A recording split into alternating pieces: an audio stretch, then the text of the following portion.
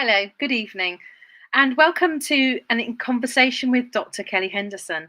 My name's Laney Holland. I'll be chairing this event for the evening, and this evening will be running up until 7:30, where the streaming will close.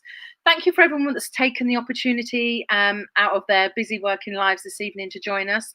I promise this will be a great event. If I have to mute all of a sudden, it's because I've got a very vocal puppy who doesn't know when no is no. So straight on to the event, really. As I said, my name's Laney Holland. I'm a director of Northamptonshire Rights and Equality Council. I've been very active and very interested in race and gender inequality for over 20 years now, mainly in the county of Northamptonshire. And in a board meeting, we were discussing about gender inequality and particularly housing. Now, how this came about, I'm also a midwife and I work with some of the most vulnerable women in Coventry and Warwickshire, and was recognising through COVID that there was a significant increase in homelessness and those women that were vulnerably housed, and obviously also pregnant. And the great thing is one of our chairs, Dr. Melanie Crofts, also works at De Montfort University and took this back for the team, who amazingly just put this together. So we're most thankful for DMU and the events team that are making this happen this evening. We're hosting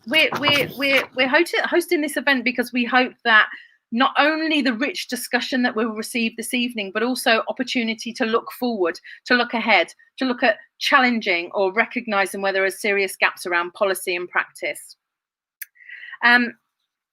Professor Joe and Joe Richardson and Dr. Kelly Henderson will be involved with the In Conversation Act. We ask you in the comments bar, whilst we're going along, to absolutely share any questions you have. However, they will be put into a context a bit later on, and the events team will place them on the screen so you can see those, and we will address all of them that we quite possibly can. We absolutely encourage you to ask those questions, those burning questions. We've got two amazing professionals this evening that can really give great insight. So homelessness is still seen as predominantly a social issue amongst males. However, homelessness in women continues to increase, with clear links to domestic violence and domestic abuse, although victims of abuse are not always captured as statistics of homelessness. Women fleeing domestic abuse with children in their care are seen to benefit from the state and the housing. Whilst this is inaccurate, women with no dependents or those who have had children removed from their care are further excluded from the security of tenancy, physical safety, privacy and unacceptable living conditions, even houses of multiple occupancy. Now add pregnancy to that mix, constant misinterpreted DNAs of appointments, often multiple house moves, evictions and carrier bag life. Then consider those experiencing domestic abuse, substance misuse, poor mental health, even sex working. Why are women still the hidden homeless and vulnerability around standard practices and policies? And how do we ensure that these very few options available for these women experience extreme poverty are not bolt-on basketball care, you know, the type that's picked up just for a short time to achieve often other professionals' own goals? Now, we are so fortunate, as I alluded to welcome in the start of this discussion with Professor Joe Richardson. Let me tell you a little bit about Professor Joe Richardson. Now, she's a Professor of Housing and Social Inclusion and Associate Dean, Research and Innovation, based at the Faculty of Business and Law at De Montfort University, Leicester. Joe has undertaken research funded by a wide range of funding councils, charities, and public bodies. She uses co-production methods working with communities. Joe's worked with local partners on the European End Street homeless campaign in Leicester, and she's a trustee at World Habitat. You can follow Joe on Twitter at Social Housing, and there'll be further details around her research found at a link that will be posted for you. You can see that link and it'll appear on either on the screen or the comments bar. So without further ado, welcome Professor Joe Richardson. Laney, thank you very much. I'm really excited about webinar, and again, thanks to our DMU events team who put on some brilliant events for us. And I was thrilled when I spoke to Dr. Kelly Henderson when she agreed to come and talk with us. So I'm really pleased that we'll be able to have this conversation. We had a couple of technical issues just before this started, so I may need to ask Laney to ask the questions that I've prepared because Kelly couldn't hear me earlier. We'll see how that goes, so hope participants will bear with us. I've known of Kelly's work for quite some time. I've been active in the social housing sector for decades. Before I fell into academia, I was a housing practitioner. So I was a housing officer for a local authority and a housing association, working with homeless applicants and with social housing tenants. And so really my heart is still very much in housing, rather than being an academic who looks from the outside in. My passion is still with social housing. So it really means a lot to work with somebody like Kelly and to have someone like Kelly come to talk with us because of what Kelly has done as part of a Make a Stand campaign. Alison Inman, who was CIH president, the Chartered Institute of Housing president a couple of years ago, started this campaign and it's carried on. And this is really to make sure that social housing organisations, because quite often they're the always there service. They're not a parachute service. They don't come in when there's an acute incident that happens. They're there all the time. So they can really make a difference. And the Make a Stand campaign was about recognising the place of social housing organisations in tackling domestic abuse, in working with a range of stakeholders, you know, repairs contractors and the rest, to be able to pick up on clues and to be able to intervene when it's necessary and provide that support. So I'm a big fan of Kelly's work, of Alison Inman's campaign.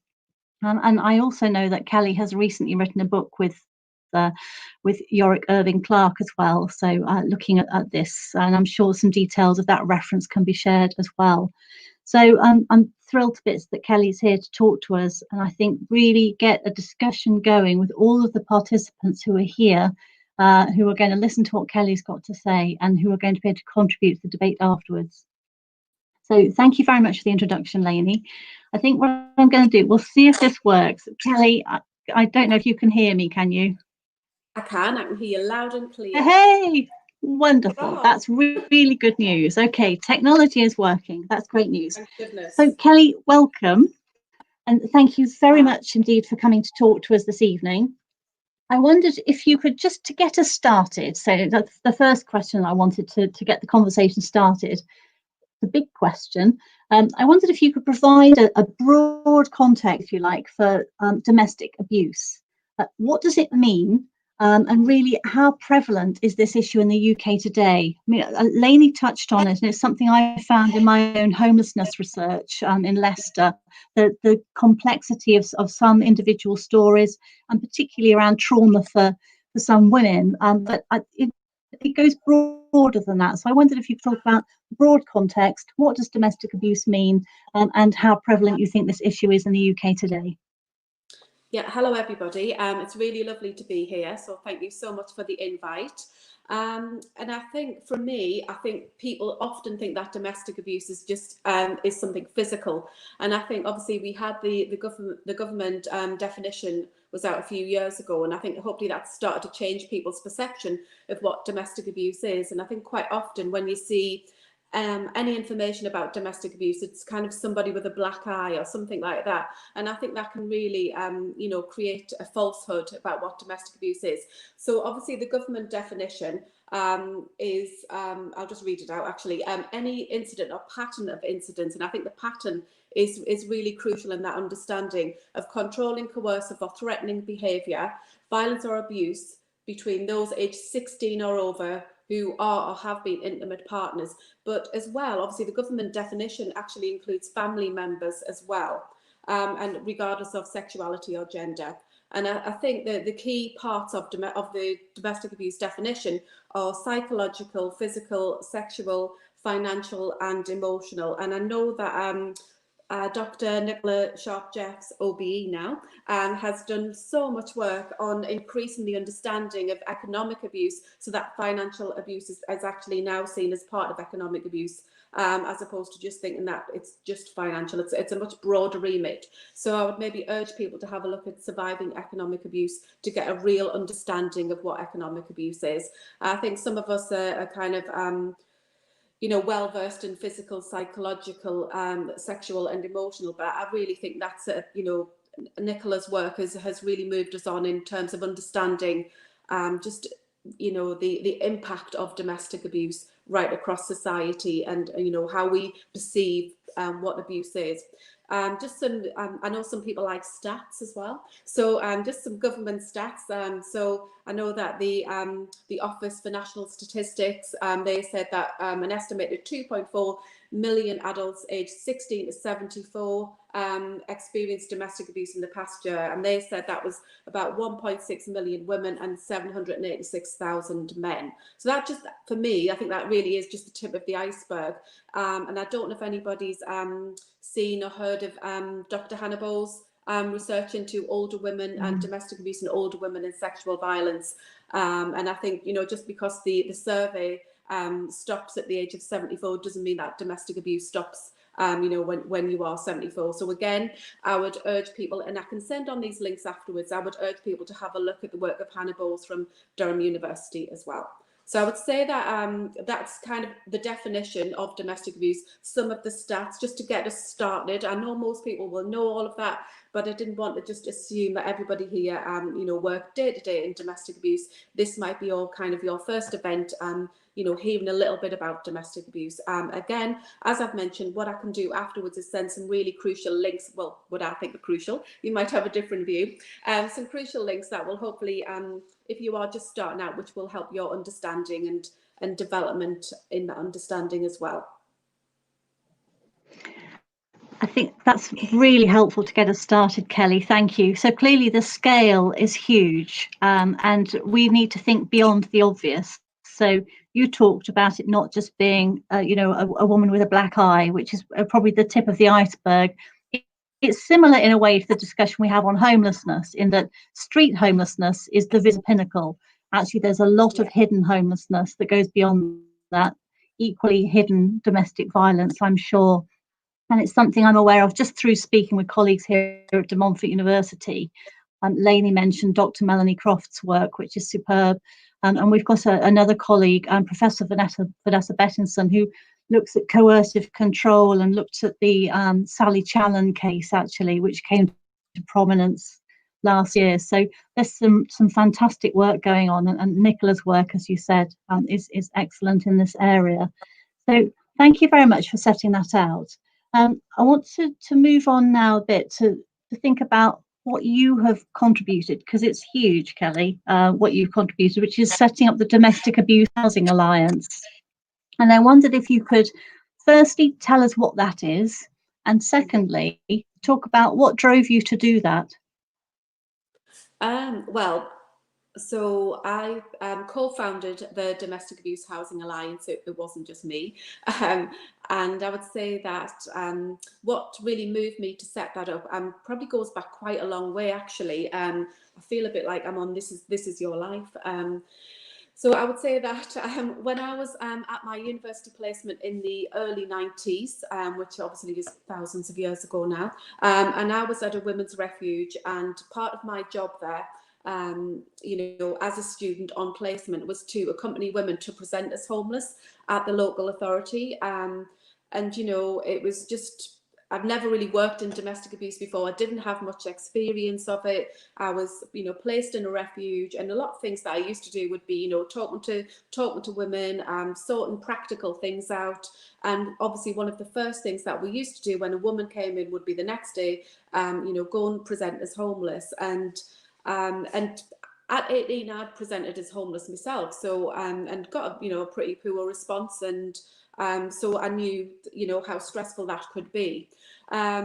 So my job, as I say, was to go with women, present as homeless, and I think for many women, they'd had no experience of presenting as homeless, or turning up at the council and saying I'm experiencing domestic abuse, and I want to present as homeless.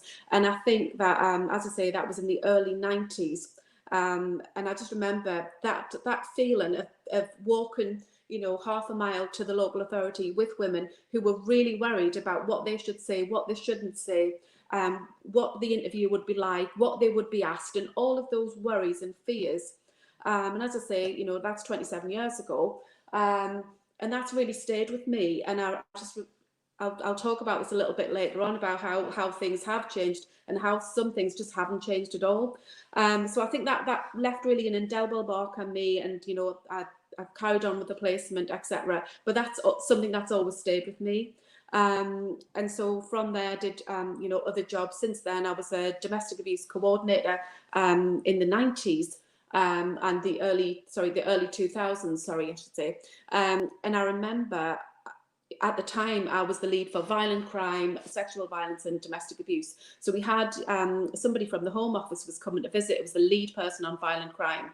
So that, you know, the big cheese at the Home Office. So obviously I made it all about domestic abuse and not about violent crime and the nighttime economy, as you do. And I remember, you know, the people from the Home Office came, but we went to a refuge. And apologies if you've heard me talk about this before. We went to a refuge and we had a house meeting with the women in the refuge. And you know what it's like when you've got the Home Office there and you go, right, we're going to tell them everything that's wrong. We're going to get them told. And I was like really fired up about it and excited that they were going to hear it exactly how it was. Anyway, we started off having a cup of tea. Everybody's, you know, having pleasantries, etc. And I was like, oh, so how do you find the police? What's the situation there? And the women were like, oh, actually, they're quite good. They're okay. And I was like, oh, okay, this is not what I hear every day. And then I was saying, well, what about the court? Well, actually, yeah, it was all right. And you know, when you're just going, oh my goodness. I was just like, no. And then we kind of got warmed up a bit more. And then I remember just, you know, in a not desperation as such, but just wanting the Home Office to hear about women's experiences, said, well, what about, you know, how long have you been in here? Where will you go next? Kind of what's the situation there? And where did you live before, etc., etc. And honestly, the floodgates just really opened, and so many women were saying, you know, my housing officer actually got me this place, or you know, it was the housing organisation really helped me with this, or others were saying, well, actually, you know, the homeless team sent a letter to my address with an offer of property which the perpetrator saw. All sorts of you know, some really good things that women had experienced, and some really, really poor things that really left them feeling that they couldn't trust anybody. So there was such a mixed bag. And I remember at the session, you know, everybody forgot about the cup of tea, and we were all kind of in a really good discussion about saying that housing was one of the key things. And looking about, you know, if you've experienced domestic abuse, you've left everything behind. You've left your neighbourhoods, you know, where your kids went to school, everything, and you're in a refuge, and then trying to rebuild your life from there. So it was really, really a good discussion. So as I say, that kind of stayed with me, coupled with the presenting, you know, with women as homeless from the refuge. And I remember walking outside, and the person said, oh my goodness, you need to do something about this. And I was like, no, I think you need to do something about this. And then I remember going back home and being all fired up, as you are, you know, and being on my soapbox for days after. And I decided that after that, I was going to ring them to complain and say, you need to do something about this. So I rang them and said, you know, domestic abuse in housing is a key issue. Why aren't you doing anything about it? And then they put me in touch with somebody who was also having similar conversations and asking the same questions, and probably just think, no, please just get off the phone. And so it was really good that they put me in touch with somebody who was on the same, you know, asking the same questions. And I would say from there, that's kind of had a conversation. And obviously this person was based in London. I was based at the time in Sunderland, in the northeast of England. Yet women that we were coming across were having the same experiences, whether they were you know, in a refuge in Sunderland, or whether they were experiencing domestic abuse in London. So very much it felt like, you know, that housing was the key barrier to, you know, people moving on, people feeling able to recover, and obviously some of the experiences, that really bad experiences that women had from housing providers as well. So I would say that's what kind of first started the whole ball rolling. And then I would say, I remember at the time speaking to my manager at the local authority and saying, we've got to do something. And then a local housing provider saying, look, I can give you a member of staff, and the local authority at the time saying, well, it's not really our business. And just me thinking, no, it really is, and I need to do something about it. So from there, I was lucky enough to be in a position to resign, and then obviously co-found the Domestic Abuse Housing Alliance, because I just knew that's something, you know, we had to do something about it, and it was no good just once you'd heard all of those stories, once I'd seen those women and heard about so many other stories, it felt that, you know, that was the right thing to do. And I remember thinking, oh, is this just something that me and this one person from London are talking about? And I remember I did, you know, on LinkedIn, I remember just saying, can you send me, housing providers, can you send me a copy of your domestic abuse policy? And I remember I got quite a few replies, but all of the replies I got were all antisocial behaviour policies, and saying, oh, here you are, here it is. And, you know, as an example, some of those antisocial behaviour policies said things like, you know, we will use the risk assessment matrix. And, you know, the first question was, do you know the perpetrator? So I would say that a lot of the time that housing providers were really looking at domestic abuse through a lens of antisocial behaviour, and just simply transferring the lens of antisocial behaviour to respond to domestic abuse. And that certainly was the experience, I think, that I'd picked up from the women that I'd spoken to. And certainly, you know, going back to the 90s when I worked in the refuge, you know, it felt as if housing, there was a big gap there in understanding. I would say in the 90s, obviously a big gap everywhere, but you know, just from women's experiences of having to leave their home, that, you know, they had a secure tenancy, they'd lived in that property forever, and then all of a sudden, you know, they were in a refuge, and that was the only choice. It was refuge or nothing.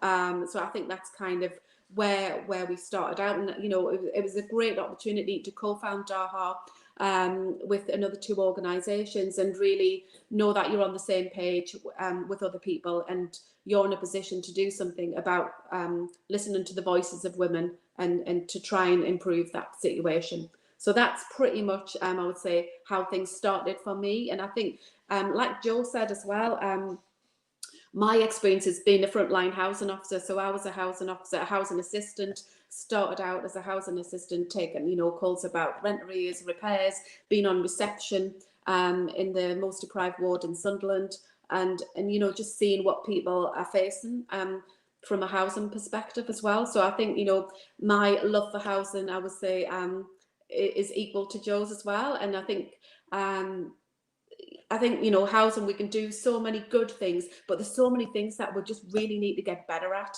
And while we're good at some things, we really need to up our game on domestic abuse.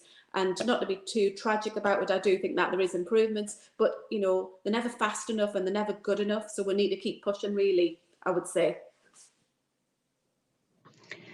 Excellent. Thank you very much for that. I think some really important points that you've made, and some of them, my next question relates to this, and you've touched on it a little bit already. I mean, I know your work, as I said at the outset, as a result of Alison Inman's campaign, and how that fed into the Make a Stand campaign. And as I say, you've touched on it a little bit, but can you tell us why it matters quite so much that housing organisations are really at the heart of an approach to tackle domestic abuse? Yeah, well, I think as a housing officer, you know, you're out there, you're on the patch, as we call it. You're out there, you're on the patch, you get to know people in your area. You know, you could be knocking on the door about rent arrears, for example, having a conversation about rent arrears, and in the middle of that, you know, somebody might just tell you something or disclose something because it seems like I don't know about anybody else, but from a housing background, it seems to be that you have a different role. So you're not seen as the police, you're not seen as social services, children's services, etc. And it's a bit of a quasi role, I suppose, in many ways, because you develop a relationship with the residents on your patch, who then feel that they know you and you know them, and you need to develop a good rapport with people, you know, while you're going about your daily housing officer duties. So I think that, you know, you've got that good relationship, and I think what I noticed definitely from being a housing officer is that somebody would disclose something to me, and they would never have told anybody else before. I'm not saying that's because of me, by the way. I'm saying because of the role of housing officer, because you're kind of seen as somebody who maybe can help with something, but you're not official as such. You know, I don't know how true that is, but that's my perception. And I would definitely say that, you know, you're knocking on a door about rent arrears or about a repair or something, and then you'll be invited into a property. And I think, you know, you can pick up so many things. And I always used to say, it's all about using your eyes and ears. So you're in a property, and a lot of the time, people obviously will alter their behaviour in front of you, but I think sometimes you can really pick up on things as well. So I would say that developing that good relationship is crucial to being a housing officer if you want to, you know, do your job. So I think that you're in a really good position for people to disclose things. And just to give you an example of a woman who took part in my PhD research, and I remember at the time, and I've stayed in touch with her, and she's just amazing. And I remember at the time she told me her story, and just to give you an example, which I think will demonstrate why it's important. I remember the housing officer at the time, we used to do something called, you know, an annual survey, which sounds, you know, ticky box, but actually it's about going out. And I remember our executive director, Michelle Meldrum, at the time would say, you need to know all of the support needs for everybody on your patch, and if you don't, I want to know why. So she would expect that, you know, it's not just about collecting your rent arrears, you know, estate management. It's actually about people at the core, people who live in our homes. They're not, you know, they're not just stock or houses. It's, you know, people live in homes. So we need to understand what those support needs are. And I remember somebody telling me, Brenda, telling me the story that the housing officer had come out and just said, oh, hi, I'm just, you know, here to do the annual conversation. And just to give you an example, the rent was always paid in advance. The garden was always spotless. There was never any complaints. Absolute model tenant. And I remember she said, and they left this handbook for me. And in the handbook, you know, it had things like, you know, this is what you can do, this is how you can pay your rent, this is how you can report this, that and the other, all of these different things. And in there as well it had, if you might be experiencing domestic abuse, we can help with that. And I remember she said that she'd lived with domestic abuse for over 40 years, and she used to get up one morning and walk the streets and then come back around 4:30 just to, you know, have a break. And she was in her 70s. And this booklet, actually, she, you know, read through it and was like, oh, I didn't know the housing provider could do anything about this. And you can imagine, you know, if you're in your 70s, you don't really, you know, you maybe don't want to call the police, you maybe don't want to speak to a specialist domestic abuse charity because you're not really sure what you are experiencing. And I remember she told me the next day, she'd read this book and thought, actually, I'm just going to go down to the housing office. So she went down as soon as it opened, turned up and said, I don't know, but I think I might be experiencing domestic abuse. So they invited her in, made her a cup of tea, and she told them what had been happening to her, which obviously was domestic abuse. And then she told them how long it had been going on for, and that she didn't want to call the police. She didn't want to speak to a specialist charity. She just wanted some support, and what she wanted was something really practical. She wanted to find a new home where she could feel safe. So she didn't want, you know, the housing provider to take action against, you know, her husband of, you know, 40 odd years, the father of her children. So she just wanted the abuse to stop and to live in a home where she felt safe and could rebuild her life.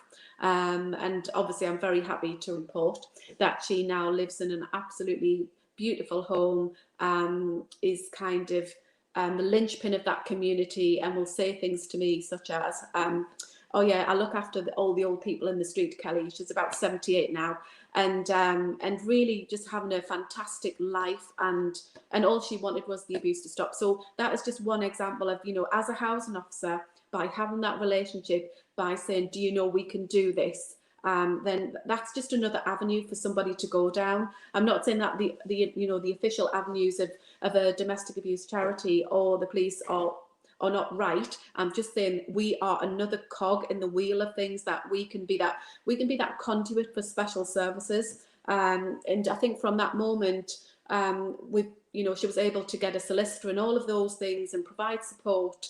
And obviously then the staff there could then get that, you know, special support from the special services.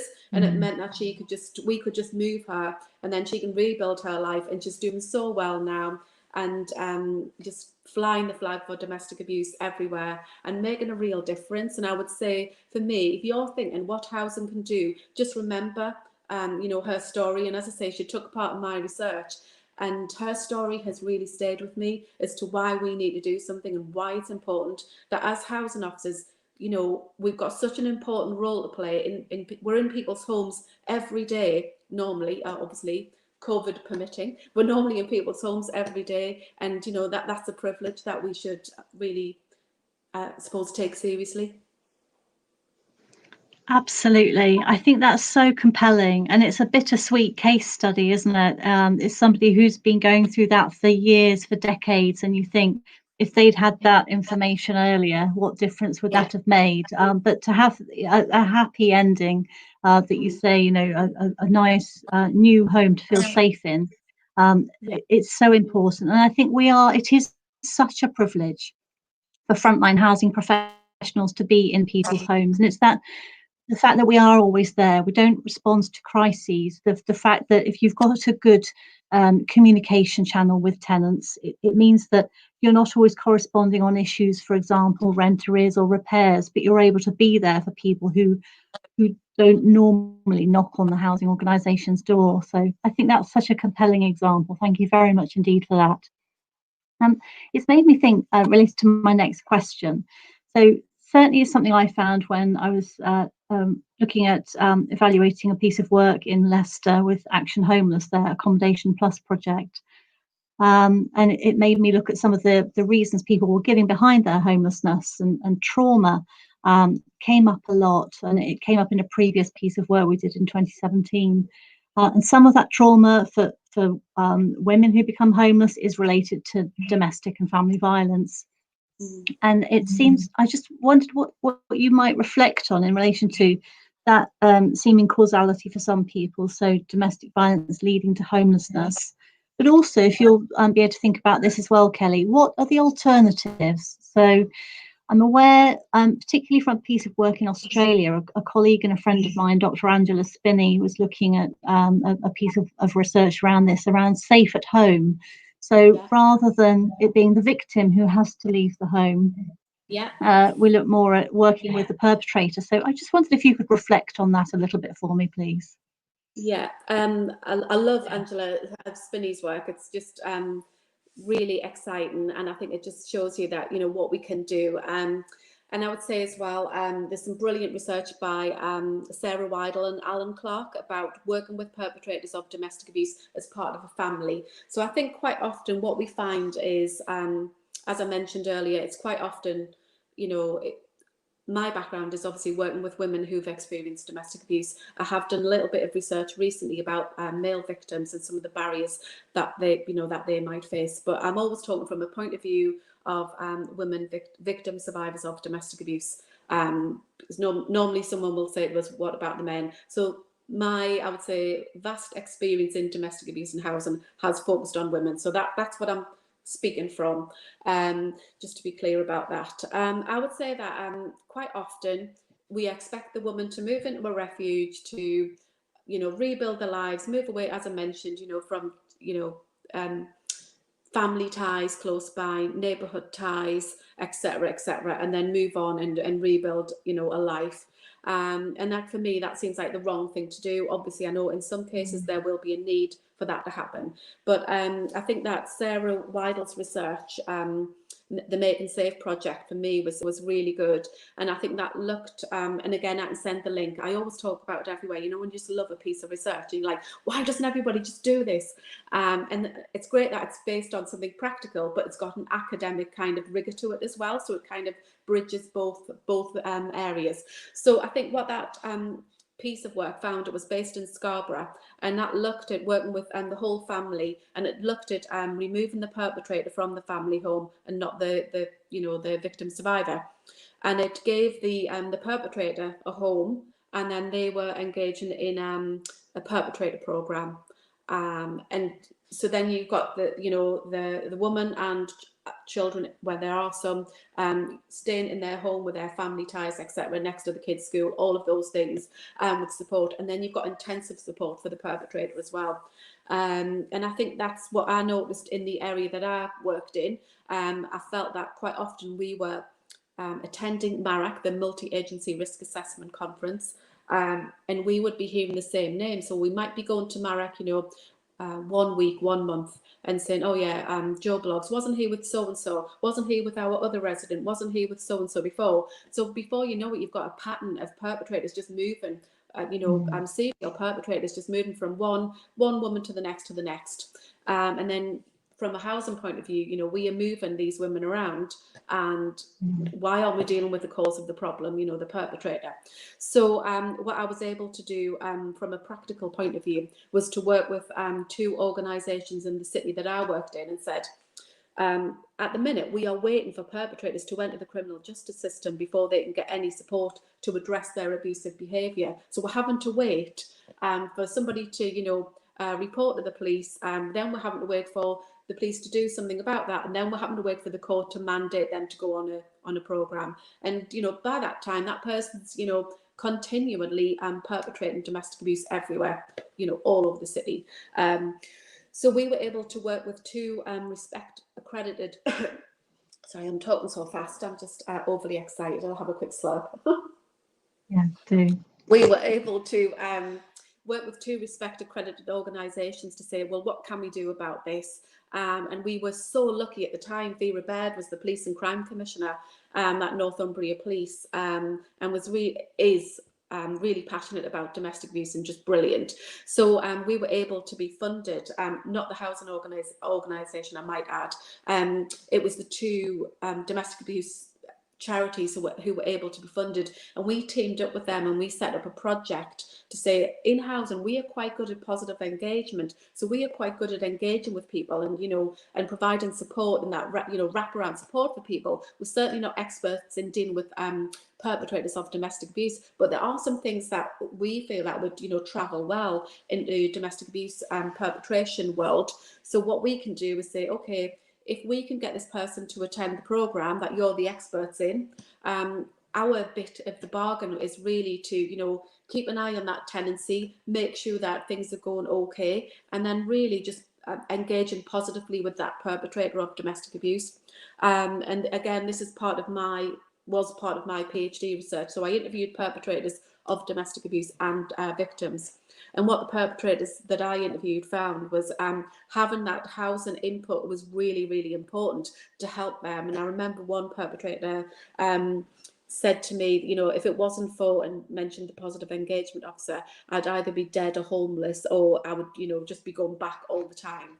And causing more domestic abuse. So I think it's understanding what we can do from a housing point of view as a housing practitioner, and not going in everywhere and just going, oh yeah, we're going to run we're going to run a perpetrator program. I think it's about understanding what we can bring to the table in the housing sector. We can't do everything, but there's some things that we're really good at, I would say, that positive engagement and developing good relationships with residents, I think was something. So we found that program worked really well, and we were able to. You can imagine a perpetrator program, you might only be on the program for 3 hours every week. So what do you do for the rest of that time? So we would often find that, a perpetrator might say, oh, I can't go to the program today, I've got a doctor's appointment. Oh, well, can you not change it? We can help you change that. Or I can't do that, I've got to do this. Well, actually, we can help you with that. So, when people are saying, I can't go, we're saying, no, you can, and we'll help you with that. And really keeping people engaged in the programme. And, the 2 charities that were delivering the programme could then just think, right, we can focus on delivering the programme, and the organisation who are referring these men can, really keep those people engaged. And when people are saying, well, actually, I've got no bus fare today, I'm not saying that we would be rushing out and going, right, we're going to give you a taxi there, we're going to pay you bus fare every week. But on occasions where, there are some barriers, we could look to alleviate those barriers to keep that person engaged on a perpetrator behaviour programme, Respect accredited as well, and just making sure that we are working as part of the coordinated community response, my research was the role of housing in a coordinated community response. So it's not about saying we can do everything in housing, but it's about saying we can do this, this and this, and as part of that overall response, this is what we can add, this is the value that we can add to that. So I suppose it's about us understanding what we can do, understanding you know, the trauma, and realising, I suppose, what we can bring to the table to alleviate that, I suppose. I think there's other things as well that we can do, and there's some, you know, some great examples internationally. I'm losing my voice now. And I think one of the things that I was lucky enough to hear Professor Chris Sullivan speaking about flexible funding, and I think in housing, how many of us have got those you know, welfare funds and different things. And it's just, I suppose it's about us thinking flexibly about that. And I remember a story that Chris told has kind of stayed with me, and it was really about, in her research, again, something I can send on, and it was about the flexible funding was used to pay for a woman to get 4 tyres on her car. So she worked somewhere in the US. She had no tyres and she couldn't get to work, so you can imagine, you know, not where she was based, there wasn't a lot of public transport. So she was like, well, I'm going to lose my job. If I lose my job, I'm going to lose my home. And, you know, what choices have I got once I lose my home? So the funding model was able to pay for 4 tyres for her car. So then she was able to get to work, carry on with rebuilding her life, you know, and her place in society, and feeling, you know, that she was developing and moving on. But imagine if, you know, sometimes I think some funding models are just really stringent. And I think from housing, we've got so many funding models. We've got loads of different funds. We all call them something different. And I just think maybe we can think a little bit more outside the box about what we can do again to alleviate some of that trauma and that early intervention that we can, you know, get involved in and make a difference in. And I always remember that story about the tyres, and, you know, the difference that it can make. And I think working in housing, you know, in the 90s, I remember there used to be, you know, various, I used to work at the benefits agency as well in the 80s. God, I'm really showing my age here. And I think there was always those type of funds, and that you had to only spend it on this and only on that. And I think that needs to change, I think, really. I think that's a really good point, and I think flexibility is key. I was really privileged to be part of a research project evaluating a programme called Freedom to Work. This was based in Elmbridge. The charity is called Rent Start, and just finding out what a little bit could do. So a little flexible approach to support and funding with that support goes a long way. Whether it's there was an example of the project I was working on, where it was a bicycle tire, so and just fixing, you know, a puncture repair kit, enabling someone to go to work.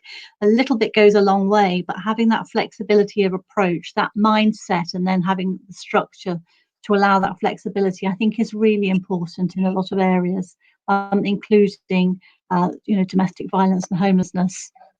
So, Kelly, this has been a really, really interesting conversation. But before we open up to Q&A, I just wondered if you could share with us what your hopes are for the future. So this is really for women, for stopping domestic violence, for the part that we can all play in it. You know, if you could wave a magic wand, what are your hopes for the future? Well, overall, obviously, that women can access safe, affordable accommodation in areas that they want to be in, you know, not miles away from anybody, and feeling that you've got to take the first property offered, which is something I found in my own research.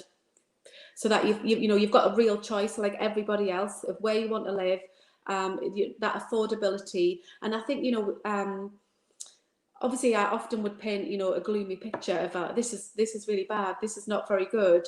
But I think, you know, just last week, the social housing white paper being you know, launched, and I feel for years in Doha we've gone on about and shouted about you know, the consumer standards, and so standards around how housing providers are regulated. And just really saying, okay, well, if you've got to have an antisocial behaviour policy, why don't you need to have a domestic abuse policy? You know, domestic abuse kills 2 women a week. Antisocial behaviour is absolutely blights lives, don't get us wrong, but it largely doesn't kill 2 women a week. So I'm really so excited, actually just I'm ultra excited that now the white paper has said that, you know, there's going to be an expectation on housing providers to have a domestic abuse policy. So I think, you know, that's something that we've been really talking about, it feels like, for, you know, 5 or 6 years. So I think that, you know, the regulator now having to do something around domestic abuse and housing, all those housing providers who were just like, well, you know, we've got a policy, or it's part of antisocial behaviour, now can't get away, you know, I'm not saying now, it's not going to happen next week, if only it could. In the future, won't be able to get away with that. So they'll have to have a policy. So I think that's, you know, a real massive step forward. And, you know, they need to specify how they are going to tackle domestic abuse as well. So I think for me, that's a massive step forward. That's something that we've been, you know, asking for forever. And I think, you know, the fact that they will face increased scrutiny and potential enforcement from the regulator is just fantastic. And I could never really stop cheering about that. So that's a positive thing, I would say, that, you know, hopefully is coming soon. And I think the white paper, being really focused about residents who pay our wages, is absolutely just crucial. Yeah, absolutely.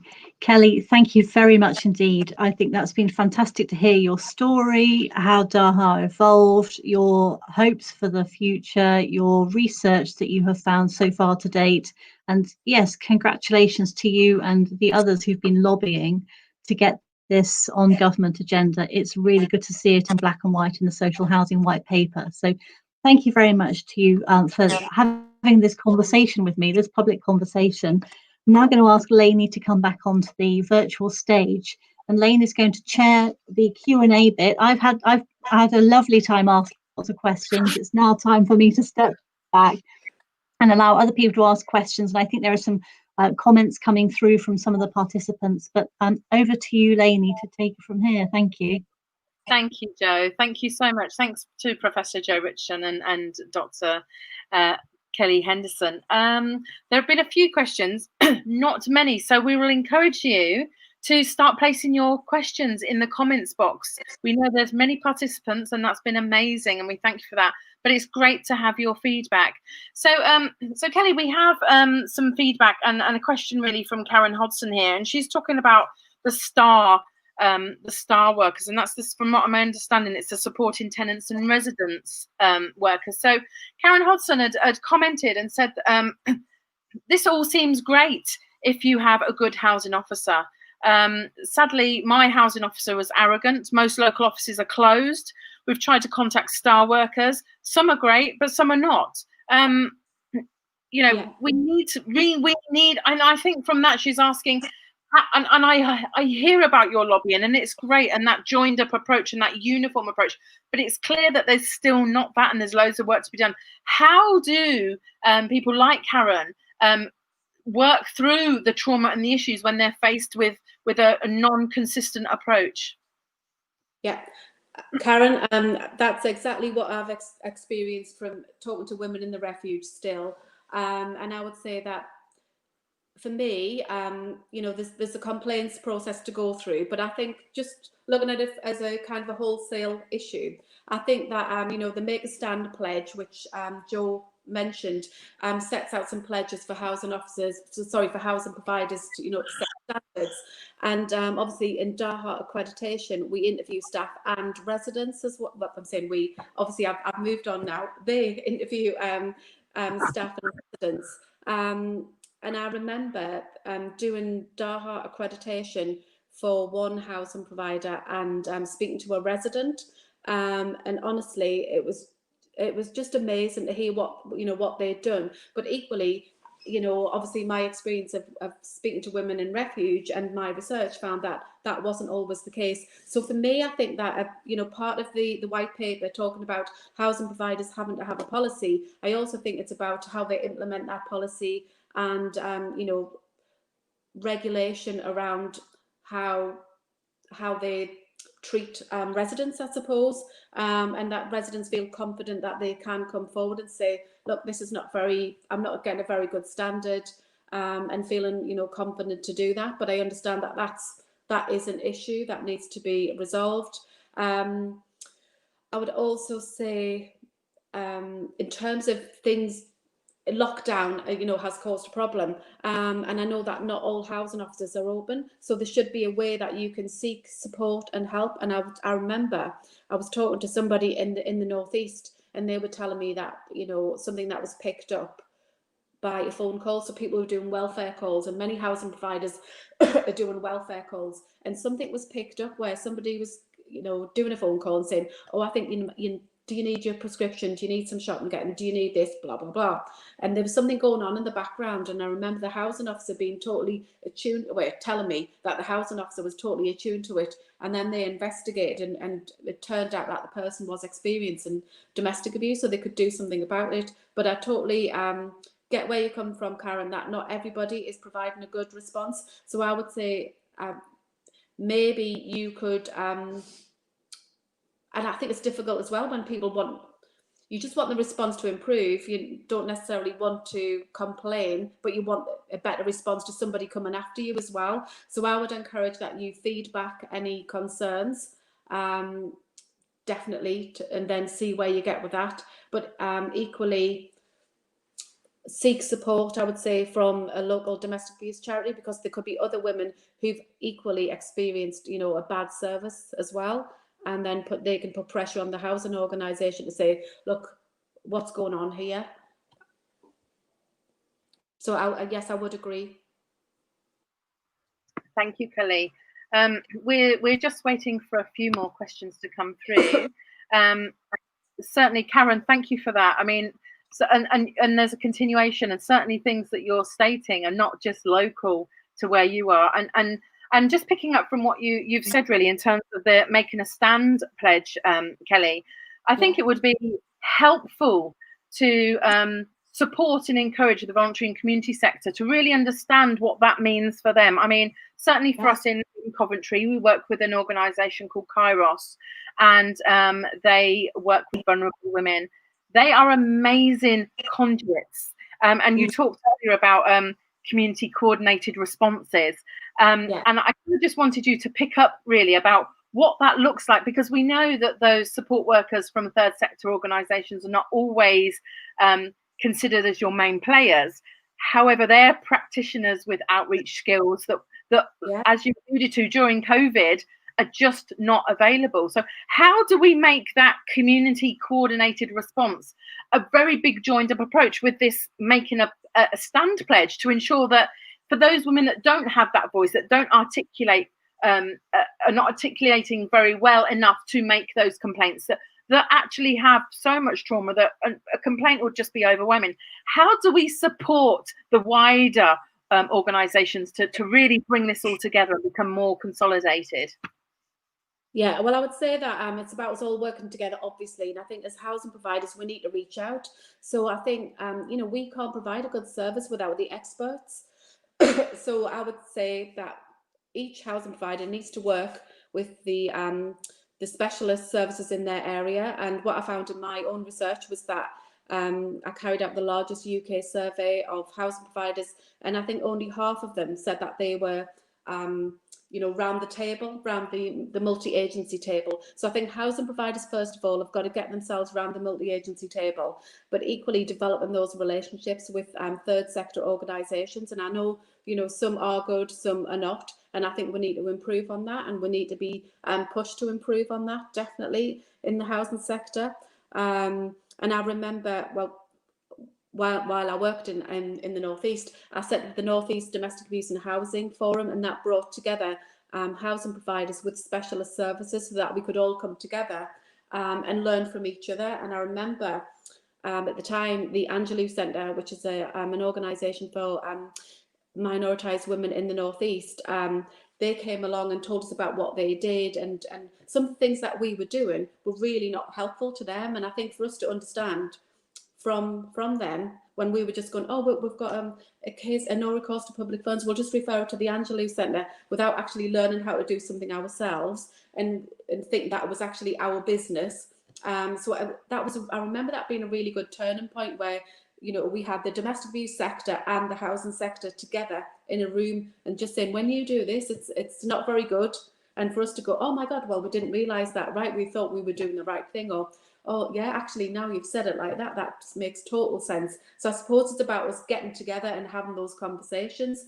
And, you know, like Karen said, there's going to be bad examples in so many organisations, but I think if we can, you know, keep chipping away at it, I think that's where we need to be, and chipping away together. Yeah, I think you're absolutely right, and you did talk about a general localized approach, and I think as local areas, we've got the clinical commissioning groups as well to hold to account. We've got the public health boards to hold to account, because actually this fits over so many spectrums where there's possible opportunities of funding that come through to enable us to move to a whole different level, where we're talking about what would it look like if it was the best we could get. Thank you, Kelly. We're still waiting for a few more questions from the floor, but I hope you don't mind. I've got loads to ask. I'm always full of questions. You talked about the Angelou Centre, and it's quite timely, really. I mean, also kind of like in reflection back in the 90s and the early 2000s, where I worked for at the time a BAME infrastructure organisation. It was great because there were specialist outreach workers for BAME organisations, whether BAME is the right term, what we're using now, it's black, brown, whether women of colour. But it seemed that there was a real great link, and before the Equality Act really was consolidated, there was a consciousness about ensuring that one size that doesn't fit all approach is recognised and understood. Now we've seen a cycle where outreach workers now have gone. The investment, there's been a question around what investment was to infrastructure, and what we're left with now is hard to reach or hard to engage or hard to listen, seldom to talk organisations. How then, when we are working with particularly women that are fleeing domestic abuse, that as the new Domestic Abuse Act that passed, that means women who no recourse to funding will really struggle now accessing support services and refuges. How do we lobby for these women on reduced resources? And I keep coming back to that making a stand pledge, and how do we kind of bring it where it's multifaceted? Yeah, I think that what I've found, you know, in housing, we've got quite a lot of resources, I would say, generally. You know, we've got big organisations. I was just talking about this last week, actually, to Alison Inman. And I think one of the things that we can do, and Alison made a great comment, and it was really just a challenge to everybody in the way that only Alison can. And I remember Alison saying, okay, this was at the Play Shape, this kind of event, and she was like, okay, we've got loads of housing providers on here, and you're all saying that you want to do this and this, that and the other, blah, blah, blah. She was like, well, what's wrong with you just getting 10 grand and just giving it to your local domestic abuse charity? What's wrong with you doing that? Why can't you do that? And I think everybody was like, oh, right, okay. So I think, you know, we do have resources, and we need to.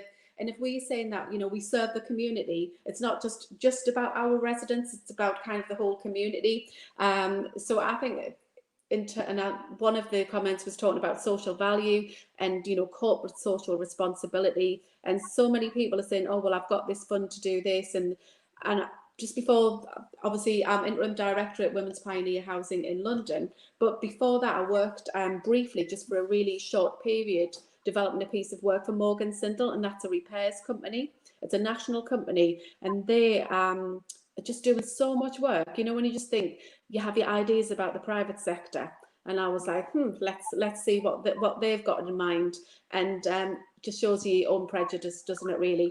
And I remember going to work there, and so they were talking about corporate social responsibility, and I was like, yeah, what they're going to come up with. And and again, they were just like, we want to make a real difference around domestic abuse. We want to do this. And so they were really thinking about what could they do in local areas to support domestic abuse charities, such as, no recourse to public fund organisations who support that, and just so many different things. So I think as housing providers, where lots of us do have, corporate social responsibility budgets, social value budgets, whatever we want to call it, maybe we need to be kind of reaching out. And I think going back to Karen's point as well, I think the more we do things with the domestic abuse sector, the more we are going to understand domestic abuse and provide a better response. And I think, you can provide training for people, the best training in the world, but I think it really needs to be, things need to be much more embedded and understanding. In housing, we have a key role in our communities around domestic abuse. And it's, it's not just, oh, well, I did training for 2 hours, once a year. It's about what else do we do? And I remember I mentioned Michelle Meldrum, who's now the Chief Executive of Berwickshire Housing Association, really passionate about domestic abuse. And it was great for me to work for someone like that. And now she was the chair of the local domestic abuse partnership as well. And I just think, things like that and bringing that partnership working together was really crucial for the city that I worked in at the time.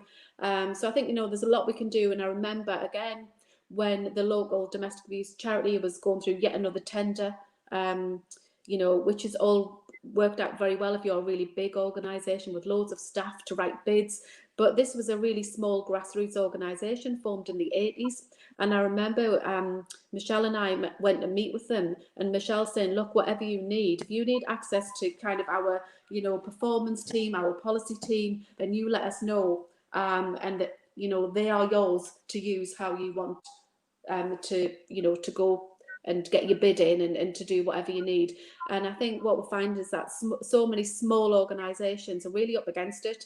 And we are quite often really, some of us are really big organisations with, some housing providers are national with teams all over. And just think about what we could harness and what difference we could make to the domestic abuse sector if we use some of the things that we know about to support them, not taking over, I might add, and not telling people how it should be done. And I think really supporting those grassroots organisations who know what they're talking about, and just thinking, well, how can we empower them further without taking over?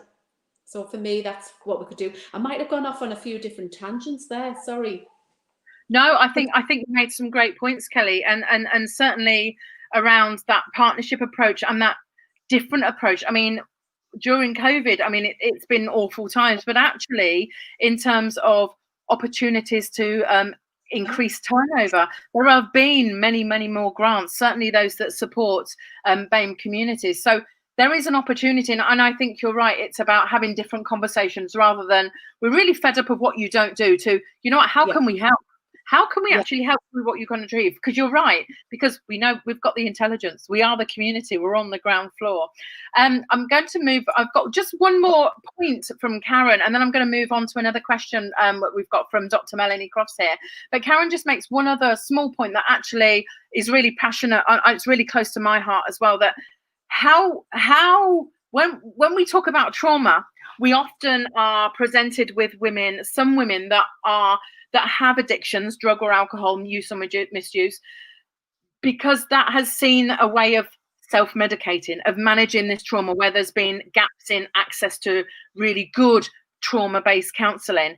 And she just makes that comment that actually a lot of supported accommodation don't allow women addictions in, and DV hostels with mixed men and women are just not the best place. So if you could just touch on that before we move on to the next question, because that's something really close to my heart, that we're dealing with women that are managing their addictions in a non traditional approach, but actually how then do we recognize that addiction is that part of that trauma-based support and still support women in these organizations to get the accommodation that they need? I would say, I forgot what point I was going to make there. When you just go, oh, I'll mention that, and then you totally forget because you get overexcited. So I I've remembered what I was going to say now. I was on a call with Alison Inman, who's getting a lot of mentions today, and some other people, and we were talking about domestic abuse. And one of the women on there, do you know when somebody you just won't forget them, and then you're just like, oh my God, they were just amazing. And it was a woman called Amanda Hales, and she talked about being in recovery and talking about sex workers and homelessness. And I've just remembered, you know, some of the things that she talked about in terms of how professionals don't understand trauma. And so a lot of the time, some of the things that Amanda was talking about at this session, honestly, I could have listened to her all day. And just, you know, we will go, oh, well, she's not engaging. You know, there's no engagement there. She's had 3 phone calls, blah, blah, blah. And we, you know, we are taking it from our point of view of, if you're a person who hasn't experienced any trauma, you're just, well, they just didn't engage, but I tried. And then, you know, if somebody's not engaging in a way that we find palatable or suitable, then we're just like, oh, well, you know, we've tried, but, you know, we haven't done that. And I remember talking to people who work with people in prison when coming out of prison, and just trying to understand what that person has been through, and then thinking, okay, if I'd never had a stable home, I'd spent a lot of time in prison, and I didn't know kind of what was going to happen next. Maybe I would be, you know, a bit annoyed, a bit pissed off. Who wouldn't be? And maybe I might be a bit sick of hearing the same things about, well, you've got to engage and all of those things. And I think, you know, I think we've got a real gap in our knowledge, and I think that we need to understand trauma. So I just feel that what I really want to do is to, across the housing sector, I think that everybody needs to hear from Amanda and hear what her experiences are and how we get it wrong so many times. And I think sometimes, you know, we are getting it wrong, but we don't know we're getting it wrong. We just come about the same old conversations. Well, it's just not engaging. It's not engaging. I've tried, and we need to know more, and we need not just to accept that it's just not really good enough. And I think we need to get better at that and understand why somebody's not engaging. You know, would you? And I remember in the city that I worked in, we used to have a refuge for women who had addiction issues and you know, mental health issues. And I remember while you know, cuts happened, that was the first thing to go. So then you think, well, what's going to happen to those women who now can't go in a refuge? And I think sometimes we need to, I know that some housing providers are using Housing First, and I know at Women's Pioneer we have committed to offering a Housing First, a property to a charity in West London, so that and I think there's lots of things, people who might not be suitable to you know, be in a refuge, and they might have different needs that we need to work with them on. So we've got properties in housing, so why can't we say, okay, we are going to give 2 properties and provide that intensive support? You know, if just think, if everybody offered 1 or 2 properties in all the housing providers across the country for those women, and who wants to always you know, live in hostel accommodation, in shared accommodation? I don't know about you, but I would always just want my own front door. Call me old-fashioned, but you know, sometimes there is a need for people to have different needs that you know, isn't met by a refuge or a hostel. And I think, you know, we've got an opportunity in housing to open up what we can do and provide that support. And I think, you know, I think there's been so much research on the Housing First project, but a lot of what I always hear is about it, you know, in terms of men. So I think you know, it'd be good to hear more about the impact of Housing First with women. Absolutely, and I think we find non-engagement a very traditional rhetoric approach, Yeah. which also is something that I think, you know, that is a great opportunity to pop on the table and actually challenge what that means and what that looks like for women experiencing trauma. Thanks for that, Kelly. So we have a question from Dr. Melanie Crofts, and we go back to COVID. So she asked this question: COVID has meant that there's been an increase in domestic abuse, and then that's had an impact also on homelessness. Could you say a little bit more about some of the complexities and barriers which may have arisen during this time? Yeah, well, Earlier this year, I was working for Northumbria Police on a 6 police force multi-agency domestic abuse project. And I remember at the time we had, it was when the government brought out everyone in and did, wrote to all local authorities and said, oh, we want you to house all homeless people. Rough sleepers, sorry. And I remember at the time, my superintendent said, oh, well, what are we going to do about domestic abuse perpetrators? We were serving at Northumbria Police, you know, at the time we were still serving domestic, and they still are, serving domestic violence protection notices, which means that the perpetrator is removed from the property for up to 48 hours. And then domestic violence protection orders, which remove the alleged perpetrator from the property for up to 28 days. So you can imagine in COVID, we've got people who are not able, you know, weren't able to go and stay with a parent or, you know, elderly relative or whatever, where normally they'd go, okay, we've been served a DVPN, right, I'm going to go and stay at my mum's or whatever. So what we were able to do was to work with all of the local authorities and say, you know, in cases where we have a domestic abuse perpetrator served a DVPN, will you just treat them as a rough sleeper? Because you can imagine they would just be back to the property, and I'm not saying they wouldn't anyway. And so we got great buy-in from the Tyne and Wear local authorities, who all agreed that they would react to that and provide support. So there was I remember at the time there was a sergeant in charge of it. So if there was any problems, you know, they had a contact at the local authority, and it meant that we could just remove perpetrators from properties, and it meant that the victim could stay in the property. I do think as well that obviously we've seen that lockdown has caused people to worry about, to think that they can't go elsewhere. And I know that lots of police force areas have done lots of publicity. I know we did some at Northumbria Police just to really spell out, if you are experiencing domestic abuse, support is available and we will find you accommodation and we will help. But you can imagine, you know, that is going to be a concern. So I think there'll be some people who are still living in an abusive household, obviously, who think that they can't get help. So I think, you know, we've only got the tip of the iceberg again. And I think in terms of the complexities and barriers, people feel that they, you know, that they can't leave, that there's no options available, that that they can't go and stay with a parent. And I feel that people will feel that they are trapped. And I think we've got a really important message to get out there. And as I mentioned, that case in the Northeast where somebody was just, you know, ringing up to do a welfare call about a prescription, and just highlighted something that they didn't feel it was quite right. You know, and looking at repairs as well. We're still doing housing providers are largely still doing repairs. So it's about us really utilising repairs staff to spot domestic abuse. And I commissioned a piece of research by Save Lives, and they looked at our data at the time, and we found that £8.4 million worth of repairs were potentially attributable to domestic abuse over 2 years. So I think, you know, we've still got eyes and ears on the ground. We're still knocking on doors or ringing up about rent arrears. Don't just assume you know, oh, well, I'm not out there, so I can't really tell. And I think using our repair staff to understand, see what's going on and what we can do about that. So, you know, if you've got a bathroom door lock, oh, this is the third repair for this one. All right, well, we'll just do another repair.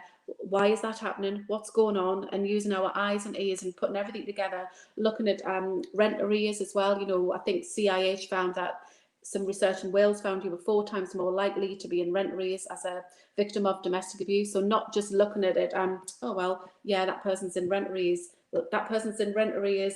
We've had neighbour complaints.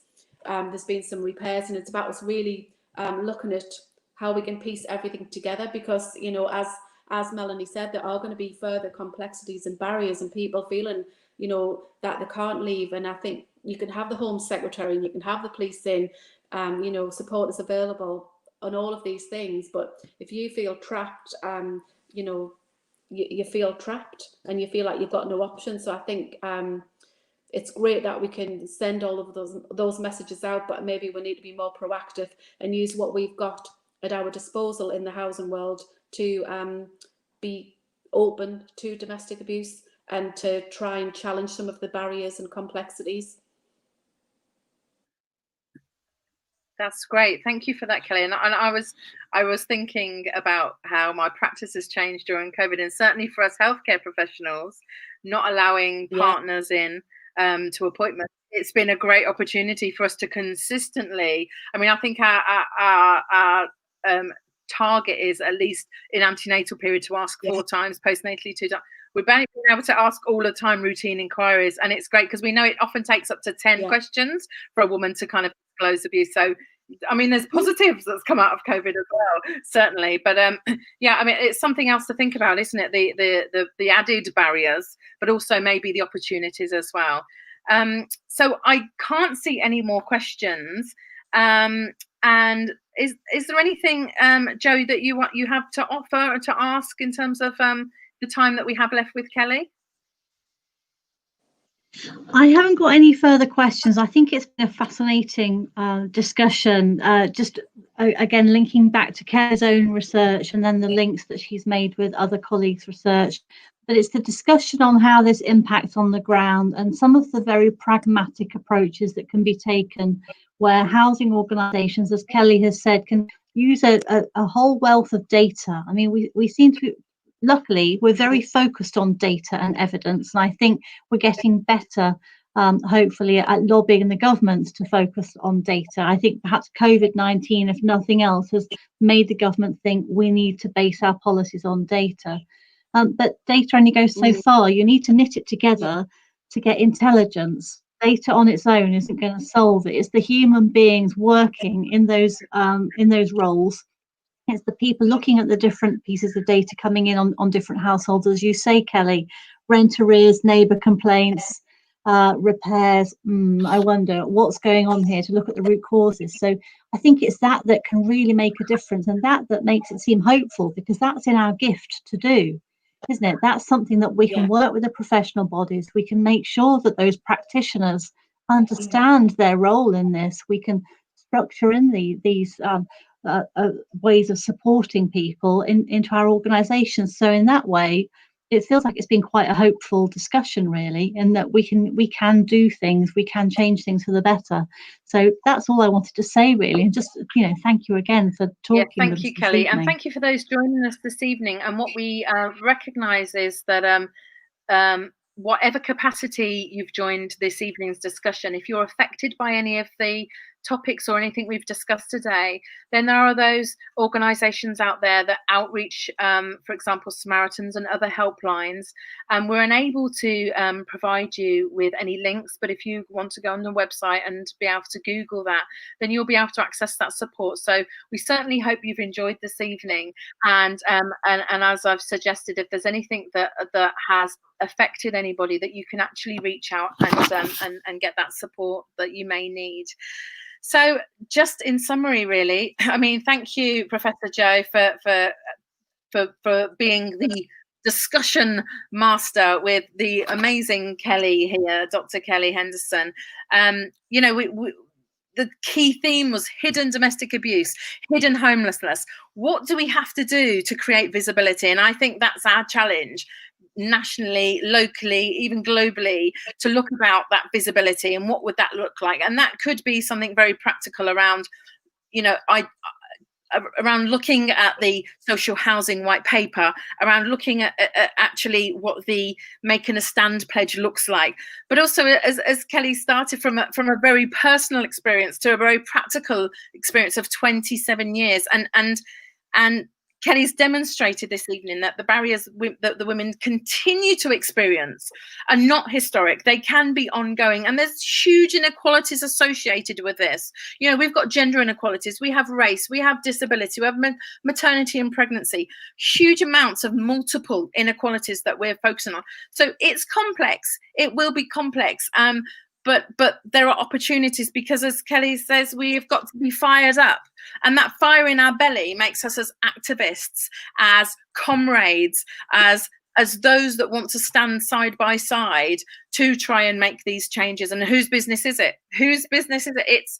if it's not your business today, if you're not sitting here thinking this is your business, then there's an opportunity to reflect on what this means for women who are homeless or vulnerably housed, who have experienced domestic abuse, who have possibly lifelong, very complex trauma with associated misuse habits as well. You know, sorry, that's my dog. Let's not forget the voluntary and community sectors who do some amazing work, and the advocacy, and being able to ensure that how legitimate the conversations that we have with them, and what that kind of enables us to understand on a very deeper level. And you know, how COVID has decreased workflow, and if you haven't got a smartphone, emailing your housing representative or your STAR representative could be challenging. But there are GP services, there are other professional services that are more than willing to be able to identify that that they could be that key to support as well. I mean, you know, the advice in sustaining generalised our local approach, I think not just housing associations are accountable. I think the wider public sector and other organisations have an accountability. And I think it's a really good opportunity to say, and what are you doing? It's great. I'd really love to hear what you're doing to be able to sustain this localised approach around providing good, adequate housing to women that have these multiple barriers that we're focusing on. So yeah, so best practice, it's out there. Let's look about it. Let's look at standard operating procedures and how we can continue to work on a springboard of what you've started to work on, Kelly. So I can thank everyone for attending this evening. We'd like to think that this is a start of something amazing that can grow, whether it's through DMU, whether it's whatever it is. It could be as localized as talking to our neighbour, as to area-based of talking to our housing associations and our local authority, our clinical commission groups, to national, to being part of a group, part of panel, part of that movement. So if there's nothing else for anyone else to add, it would be my pleasure to say good evening, bid thee farewell, and thank you very much for everyone who's took at the time, but many thanks to Professor Jo Richardson and Dr. Kelly Henderson. Thank you. Thank you. Thank you for having me. Take care, everyone. Thank you.